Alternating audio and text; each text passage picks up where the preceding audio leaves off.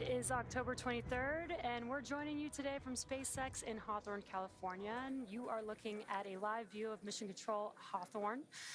And we are awaiting Crew-8 to begin their journey back home at 2:05 p.m. Pacific time or 5:05 p.m. Eastern time, departure from the International Space Station with NASA astronauts Matthew Dominick, Michael Barratt, Jeanette Epps, as well as Roscosmos cosmonaut Alexander Grebenkin. I'm Jessie Anderson, the Senior Engineering Manager for Falcon Structures Manufacturing at SpaceX, and we are joined by a familiar face from NASA Communications, Sandra Jones. Thanks so much for having me, Jessie. It's great to be back here. Yeah, thank you to everybody for tuning in to watch live coverage of Dragon completing its 8th crew rotation mission to the space station through NASA's Commercial Crew Program. Crew-9 just arrived on station a few weeks ago on September 29th and will be taking over for Crew-8, who's now headed home. Crew-8's Dragon has become the longest dock to the station for a single mission, spending 232 days docked. Crew-2, which also flew on the same Dragon, held the previous record at 197 days and 20 hours, and Crew-7 was right up there at 197 days. That's right, Jessie. Crew-8 launched earlier this year on March 3rd and has now spent 234 days in space, with almost 232 days docked to the International Space Station. During this time, they completed 3,760 orbits of the Earth, traveling more than 99 million statute miles.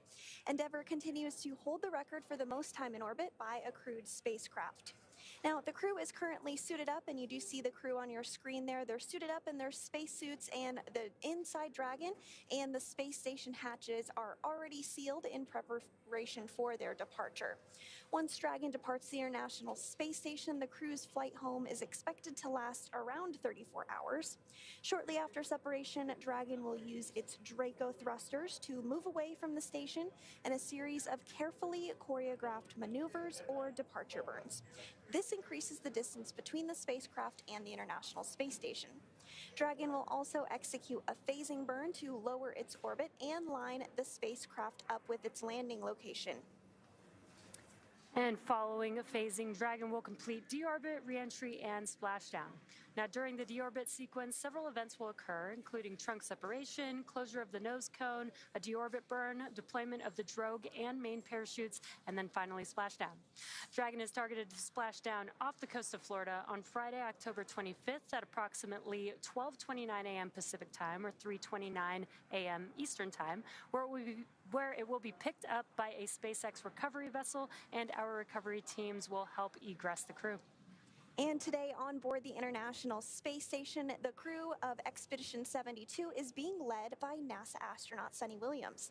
Also on board Space Station are NASA astronauts Butch Wilmore, Don Pettit, and Nick Hague, as well as cosmonauts Alexei Ovchinin, Ivan Wagner, and Alexander Gorbanov. With the 11 crew members on board Space Station and Dragon, as well as 3 astronauts aboard the Chinese space station, there are currently 14 people in orbit as we speak, but soon that number will be back down to 10 as Dragon departs. Of course, just like its approach to the International Space Station, Dragon's departure and deorbit is designed to be fully autonomous.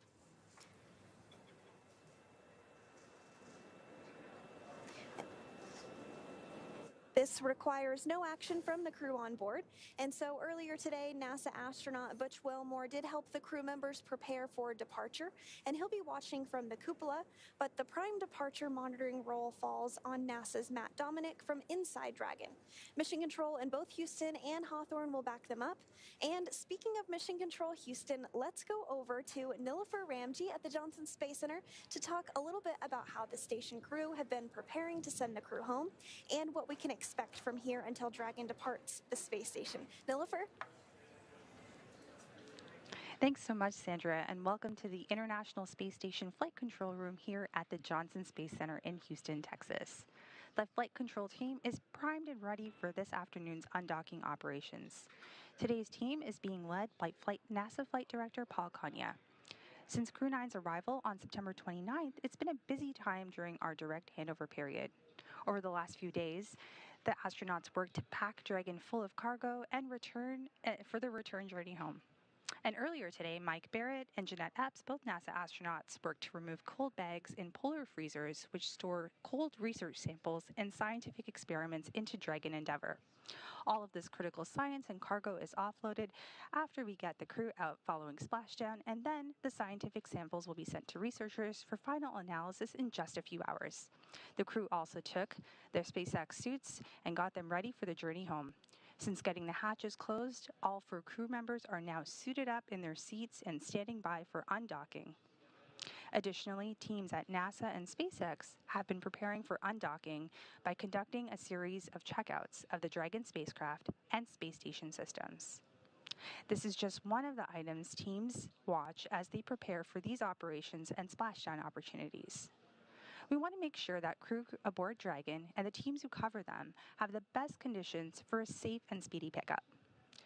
We've got the final go, no-go poll coming up in just a few minutes, where the joint SpaceX and NASA teams will make their final call for Dragon Endeavour to depart station.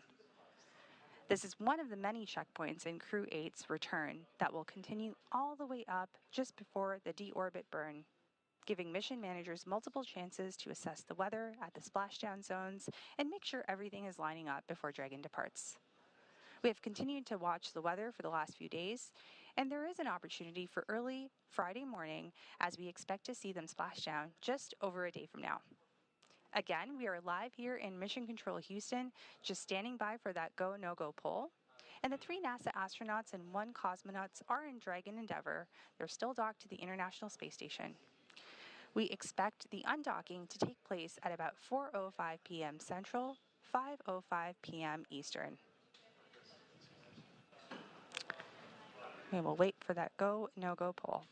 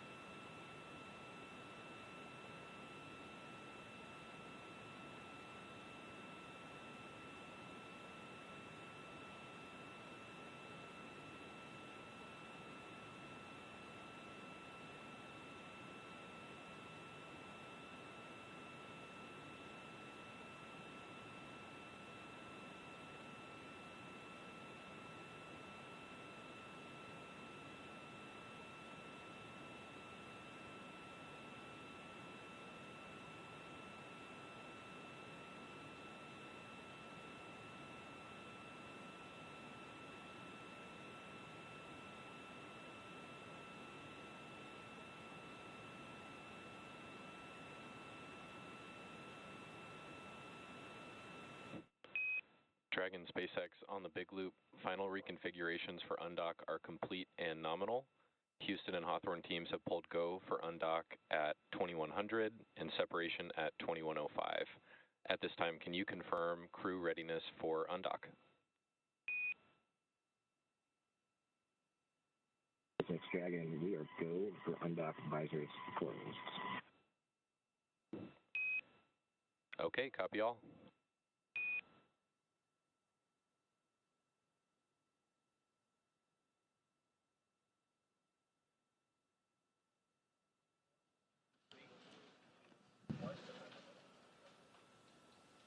Perfect, and that go, no-go poll that we've been looking for has been completed. So we'll continue to be in joint operations until the spacecraft has entered the approach ellipsoid. That's the 2 by 2 by 4 kilometer sphere around the International Space Station that teams use to monitor arriving and departing spacecraft. So over the last 8 months, Crew-8 has had what I like to call a astronaut's eye view from the space station. They've had an opportunity to capture some pretty amazing views from low Earth orbit. One of the photos that we got was with the space station being about 250 miles above Earth. They're too far away to make things out like cars, people, or buildings, but what they can see are other landmarks around the world. And the long camera lenses they use help zoom in on familiar sights from our home planet. On September 19th, the crew captured a celestial sight with comet C-23 2023-A3 rising through the atmospheric edge towards the sun.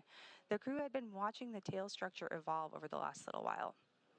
And here's another long exposure shot. This was taken on August 11th above the Indian Oceans as star glitter from above. Such a beautiful aurora.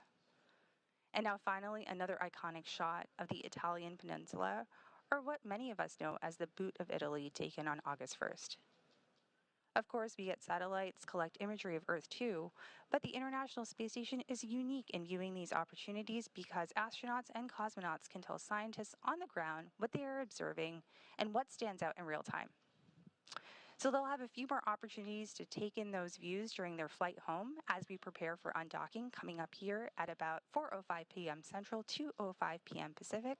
But in the meantime, I'm going to toss it back over to you, Jesse, and Sandra, and Hawthorne. Awesome. Thanks, Nilüfer. Separation is set for approximately 2:05 p.m. Pacific time or 5:05 p.m. Eastern time, which is just under 8 minutes from now. At the moment, Dragon is in its final configuration before undocking, and we are waiting for mission operators.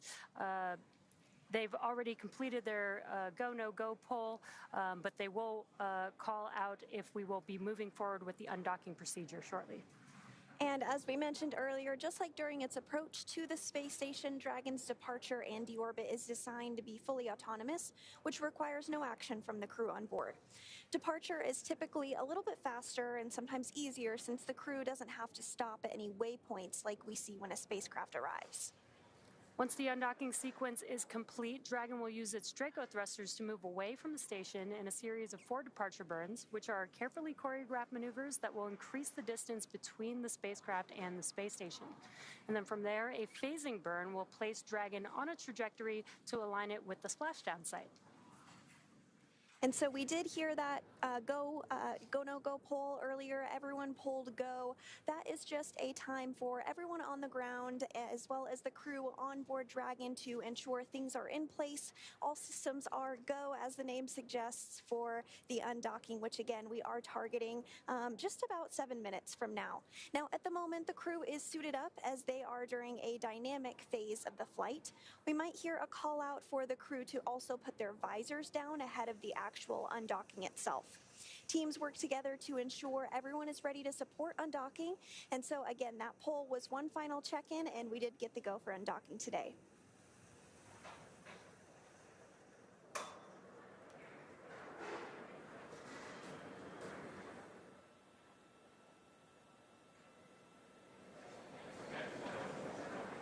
So again, following that confirmation that Dragon is go to undock, we are now waiting for the undocking sequence to begin.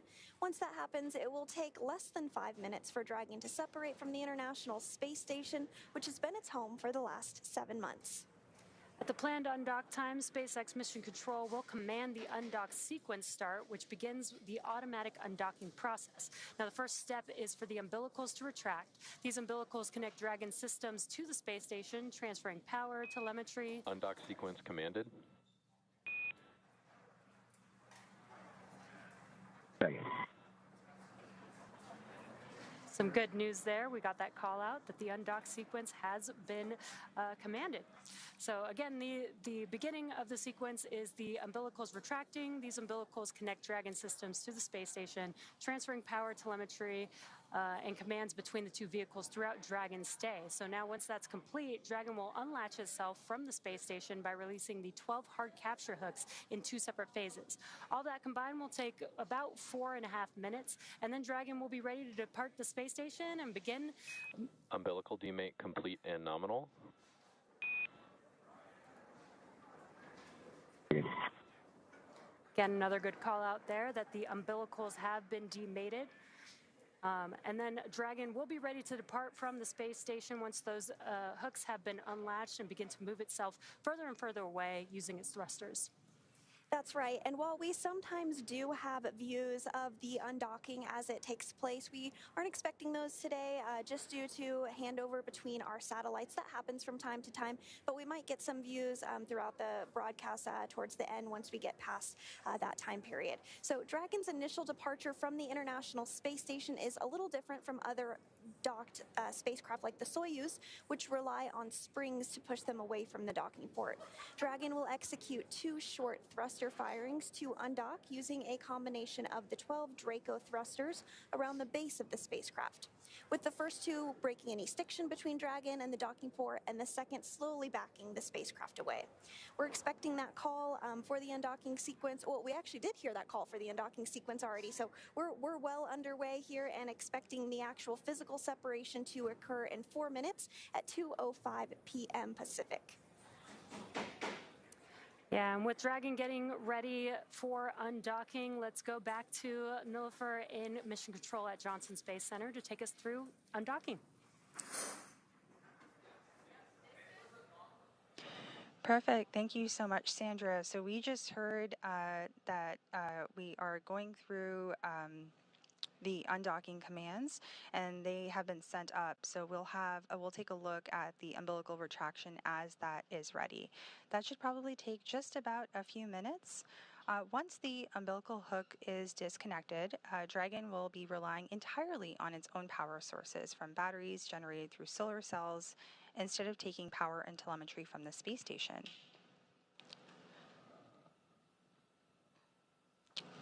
On console today, we have Flight Director Paul Kanya that is managing the room here in the International Space Station Flight Control Room.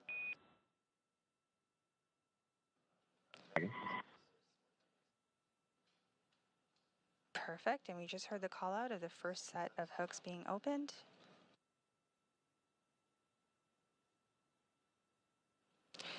We'll now look for the umbilical retraction and look for 2 sets of 6 hooks. So this is going to be the second set of 6 hooks that will open, and that will take just a few minutes.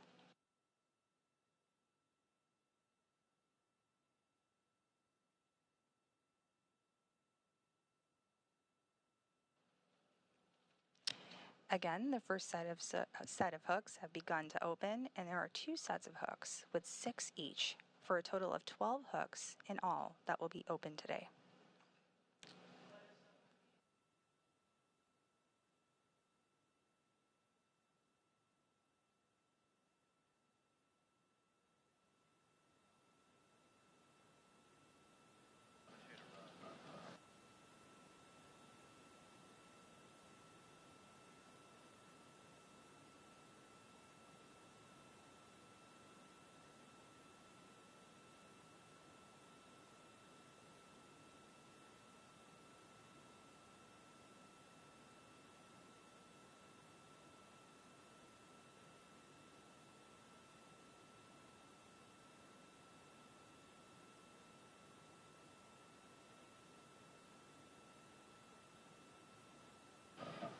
So as we await confirmation, there on your screen you see, as I mentioned, Flight Director Paul Kanya, and beside him Capcom, which is Neil Nagata today.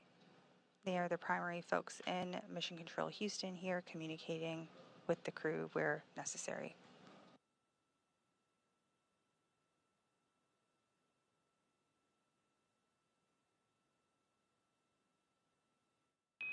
All hooks open.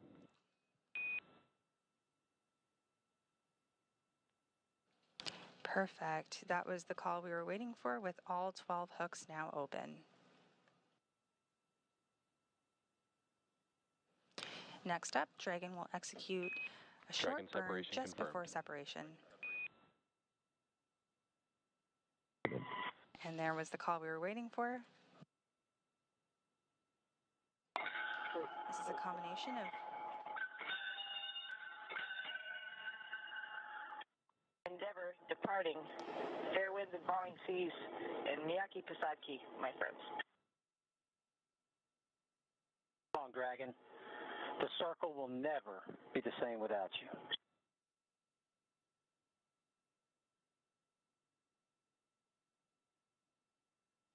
Good words from our crew members departing space station right now.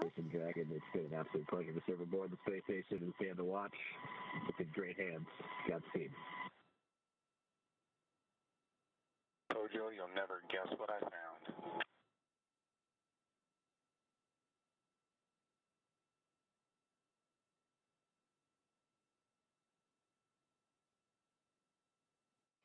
So next up, Dragon will execute. Roger.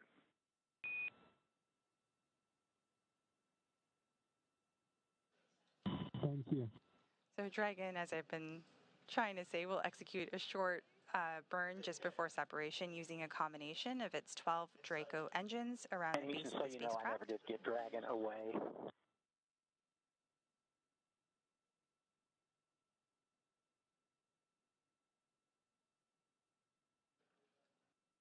This will break any stiction between Dragon and the docking port.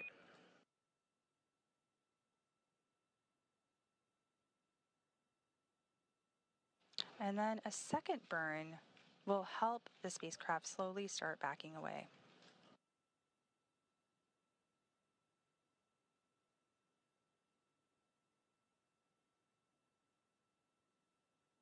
We have a fantastic view of a Dragon coming in.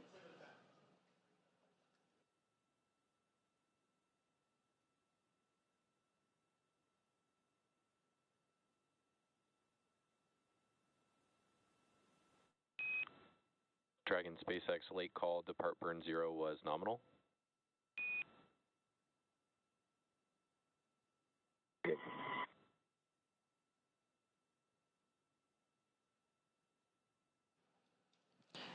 Perfect, and we've just received confirmation of the nominal burn that just took place. It's a very short burn using the service section of the Draco thrusters to break some stiction from Dragon and the International Space Station.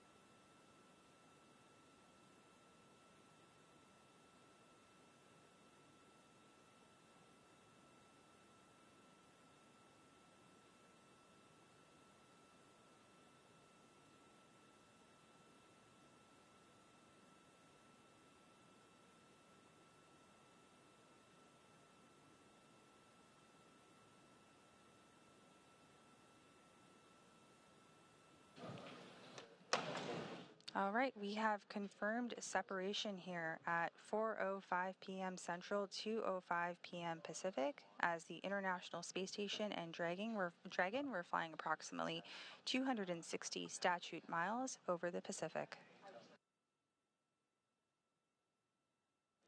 That means that Matt, Mike, Jeanette, and Alexander had completed their journey aboard the International Space Station, wrapping up over 230 days on the orbital outpost as they splashed down off the coast of Florida early Friday morning.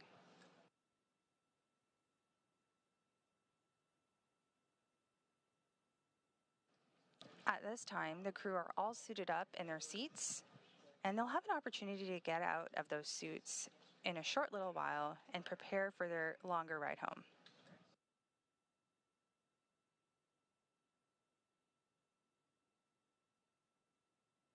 Here in Mission Control Houston, the team will continue to monitor the departure of Dragon as it exits the approach ellipsoid. Again, that approach ellipsoid is a 2 by 2 by 4 kilometer sphere that monitors arriving and departing spacecraft.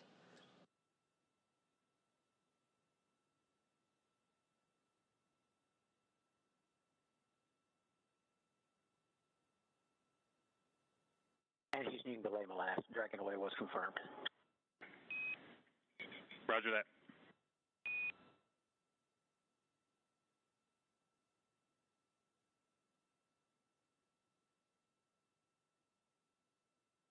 Perfect. We continue to confirm nominal burns that are taking place as Dragon continues to depart the International Space Station.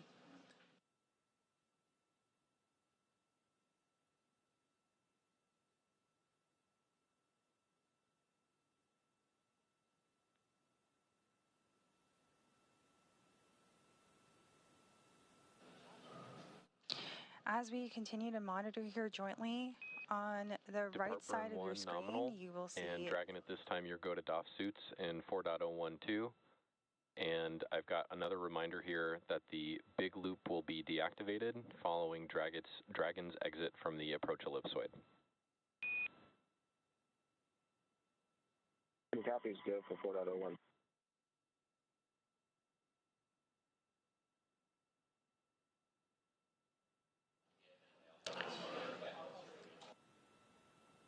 So we have a nominal depart burn lasting approximately 16 seconds. And the team continues to monitor the departure of Dragon as it exits the approach ellipsoid, the 2 by 2 by 4 kilometer sphere.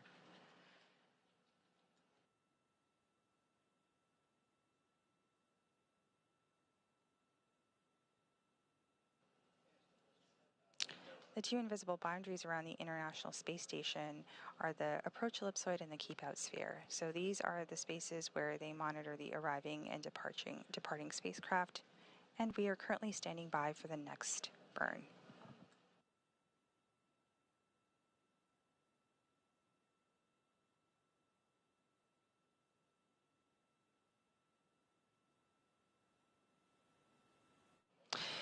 And with that, we're just minutes away from the next burn, but we are going to pass it over as we stand by in mission control to our teams in Hawthorne. Jesse and Sandra, back over to you as we continue to walk you through this process.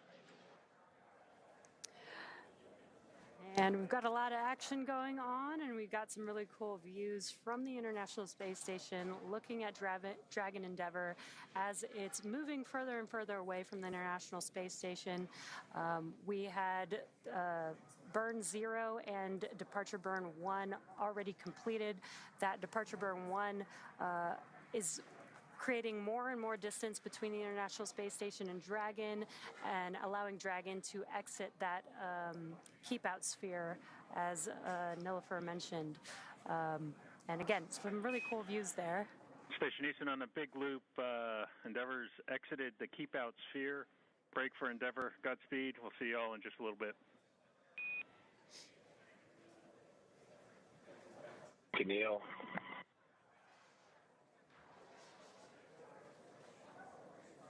And on your screen, you're continuing to see a view of Dragon following its undocking from the International Space Station at 2:05 p.m. while flying over the Pacific Ocean, approaching the western tip of South America. Now, we did just get word that Dragon has exited the keep-out sphere. You might have even seen some of those thruster firings on your screen as we got that call out. The keep-out sphere is an imaginary sphere or boundary that's 200 meters in radius around the space station. It's one of several safety zones set up to govern visiting vehicles either arriving or departing the International Space Station, and you can continue to see these great views of Dragon as it departs the space station, slowly backing away. Now, before moving into the keep-out sphere, all of the spacecraft have to be configured where they would not cross the imaginary boundary for at least 4 orbits, even if for some reason the spacecraft lost all maneuvering. But again, we don't expect that to occur today. We're now waiting for Dragon to exit the approach ellipsoid, or the AE, which is another imaginary sphere. This time it's a 3-dimensional ellipsoid measuring 4 by 2 by 2 kilometers in the same family as the keep-out sphere. Now, one of the key differences with the AE is that vehicles outside of it have to be on what we call a 24-hour safe free drift trajectory. Now, that means the spacecraft would not cross into the approach ellipsoid for at least 24 hours, again, even if it lost all maneuvering for that call out once we hear confirmation that Dragon is outside of that AE. So to recap today a little bit, the hatches between the International Space Station and Dragon Endeavour were closed earlier at 12:24 p.m. Pacific. Since then, the crew has settled in to begin their 34-hour journey back to Earth following their undocking at 2:05 p.m. But prior to that, the joint NASA and SpaceX teams pulled go to proceed with undock. The undock command was then sent at 2 p.m., followed... SpaceX Dragon to ground, cabin mic check. Got you loud and clear on the cabin mic. Good comm check on Dragon to ground. Awesome, thank you so much. And you did hear some communications about a mic check between the ground and Dragon Endeavour. This is taking place because once Dragon exits the approach ellipsoid, the big loop will be deconfigured. The big loop is that integrated loop between Mission Control Houston, Mission Control Hawthorne, the International Space Station, and Crew Dragon Endeavour. But now that Dragon has departed the International Space Station, all those folks don't need to be in the same comms loop anymore, so they're working to deconfigure that as soon as we get out of the approach ellipsoid. So just working through some of those steps a little bit, as you heard. Now, after the umbilicals were retracted just a few minutes ago and those hooks were opened, we did see physical separation take place at 2:05 p.m. Pacific while Dragon was flying over the Pacific Ocean, approaching the western tip of South Africa. Dragon then completed 2 of 4 departure burns and exited the keep-out sphere. And we're now just a couple minutes away from Dragon crossing through that approach ellipsoid point to set the spacecraft and Crew-8 up for their path back to Earth. Again, Dragon is targeting to splash down off the coast of Florida, and there you see another great view of it. Our Cronus flight controller in Mission Control Houston continuing to angle the camera so that we can keep a bird's eye view or an International Space Station eye view on Dragon as it continues to depart further and further away. But again, Dragon is targeted to splash down off the coast of Florida at 3:29 a.m. Eastern, 12:29 a.m. Pacific on Friday, October 25th, which will mark the completion of its 7-month science mission. And so, again, we are continuing to get those great views. Perhaps if it comes into focus a little more, you might be able to make out those thruster firings. But if you look at the very tip of Dragon, that's the nose cone, and it has remained open since Dragon launched all the way back in March. It remains open throughout the duration of docked operations and will remain open during these phasing hours as well, but it will be closed before we proceed to splash down in the deorbit burn. And we'll be covering all of that more in our splashdown broadcast, but just a little preview of what's to come.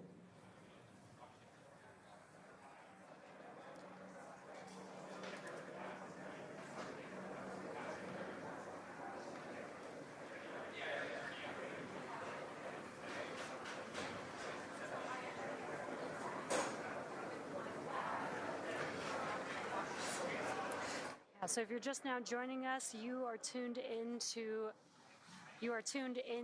the Crew-8 departure from the International Space Station.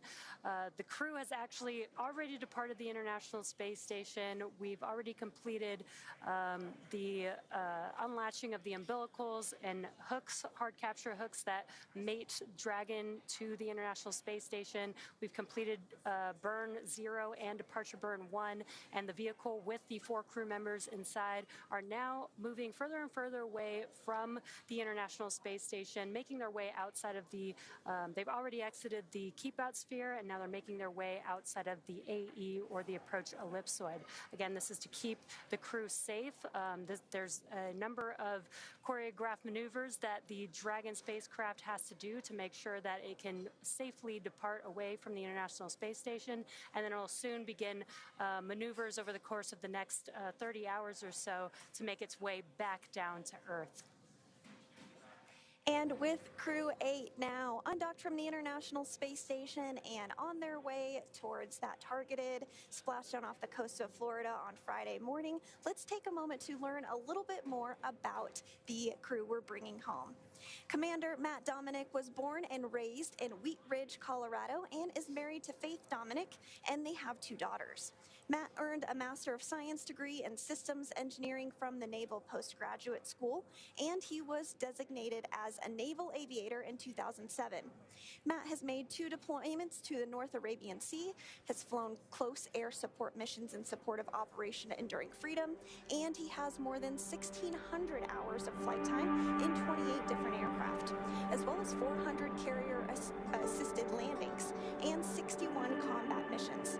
This was his first space flight.